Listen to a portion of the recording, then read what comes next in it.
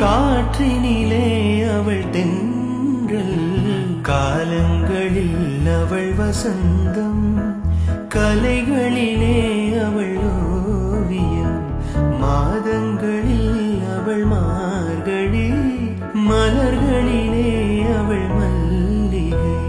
காலங்களில் அவள் வசந்தம்,